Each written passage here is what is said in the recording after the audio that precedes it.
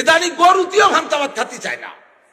আমার বাড়ি গরু আছে, গরুরে ভাত টাত দিয়ে হয়, যদি ভাত একটু পান্তা পয়সে গেছে, একটু মানে বেশি পূরণ হয়ে গেছে, এ ভাত দিলি গরুতে 100 মুখ খাইয়ে গাড় করে ডেক সাড়ে আর কাকি একটা সিট আছেই, গরুরে পেট ফুলে যায়। আর গরুগুলো বাট ফুলে যাবে ভান্তা ইলিশ খাতি। মুসলমানের সন্তান হইয়া কখনো এই পান্তা ইলিশকে সম্মান করতে পারে না। কথা বলেন ঠিক ঠিক না?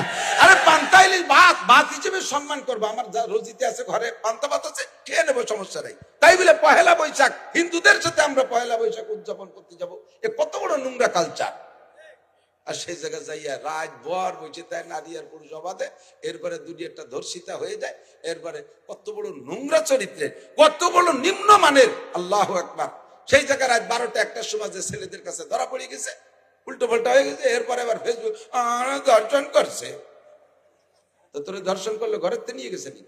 কারণ আগে ছিলাম একটু বটমূলি ভান্তা ভাত খাতি, তা দর্শন করছে। তুই যাইস কে? বাড়ি গরম ভাত নাই?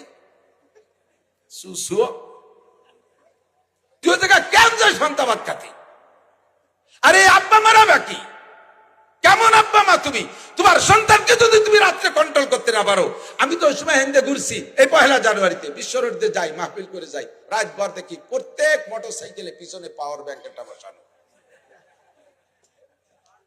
পাওয়ার ব্যাংক, সুন্দরী মাইয়ারটা পিছনে বসালি, ড্রাইভারের পাওয়ার বাড়ে, ওর নাম হলো পাওয়ার ব্যাংক। ও পিছনে উবোতে থাক উত্তর মতো, আর ওটা চালাতি তালে থাকে। এই পাওয়ার ব্যাংক গুলো কারা?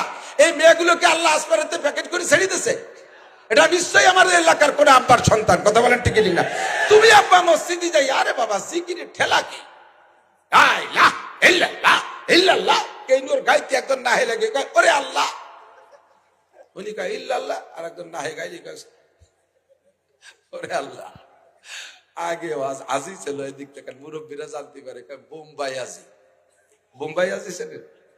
বোম্বাই আজি ছিলেন না, আমাদের ওই দিকের পরিভাষা আছে বোম্বাই আজি। তার মানে আমি মনে হচ্ছে যে মোটা সোটাই নয়, মুখে ওই জন্য বোম্বাই কয়। পরে কয় যে না, সে সময় তো পায়ে হেঁটে হজে যাওয়া লাগতো, তাই আইটে যাইতে, ইন্ডিয়ার মধ্যে যাইতে যাইতে বোম্বাই পর্যন্ত যাইয়া ওই জায়গা যে পয়সা করি শেষ হয়ে যেত, কষ্ট হয়ে যেত, ওইতে ফিরে আসতো, তার নাম হলো বোম্বাই আজি। তো বাঙালি এক হাজি হজে যাচ্ছে, তো ইন্ডিয়ার ভিতরে ঢুকে, তখন ইন্ডিয়া একটু কোনো মতে বাস টাস চালু হয়েছে, লোকাল বাস, রাস্তাঘাট তো অত ভালো না। তো বাসে উঠছে, হাজি সাহেব হজে যাবে, আর উঠে সিট পাই নাই। তো কায়দা মতো মোটা এক হিন্দু সাধু, উনি সিট পাইছে। তো দাঁড়ায় দাঁড়ায় হাজি সাহেবের পরিচয় দিচ্ছে, আপ কাহা যাएंगे, আপ কাহা যাएंगे? मैं हज को जाऊंगा, मैं हज को जाऊंगा, আমি হজে যাব।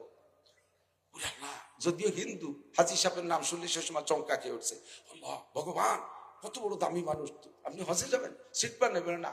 দাদা আমি তো মোটা মানুষ, আমিও দাঁড়িয়ে থাকতে পারি না, আপনি আমার তো, आप मेरे गोद पे बैठ जाओ, আপনি আমার কোলে বসেন।